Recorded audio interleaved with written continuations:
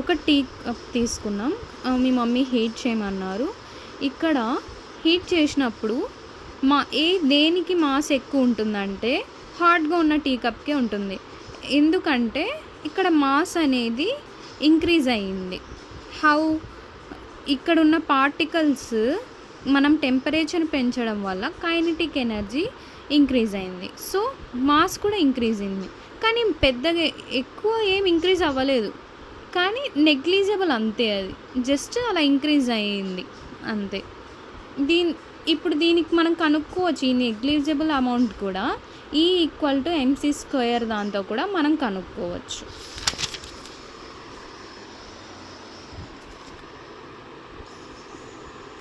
And example ఒక car, ఇంకో car same 400 kg ఉంది. ఇది రెస్ట్‌లో ఉంది, ఇది మోషన్‌లో ఉంది. దేనికి మాస్ ఎక్కువ ఉంది అంటే మోషన్ దానికే ఎక్కువ ఉంది. ఎందుకు? ఇక్కడ ఎనర్జీ ఏది యూజ్ చేస్తున్నారు? ఇక్కడ potential energy, like it is in rest potential energy. అదే ఇది కైనెటిక్ ఎనర్జీలో ఉంది, వెళ్తూ ఉంది. సో కైనెటిక్ ఎనర్జీకే ఎక్కువ మాస్ ఉంది. And coming to E = mc².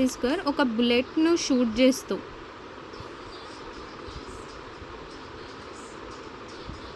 చేస్తే దాని వెయిట్ 10 గ్రామ్ ఆర్ సంథింగ్ తీసుకోండి. 10 గ్రామ్ అంటే ఇది ఒక స్పీడ్తో వెళ్తుంది. ఎంత స్పీడ్తో వెళ్తుంది? ఇది మాస్ కదా మనకి. సేమ్ C అంటే ఎంత? 3 × 10⁸ m/s². సో దీని ఎనర్జీ ఎంత అంటే 9 × 10⁻17 జౌల్స్.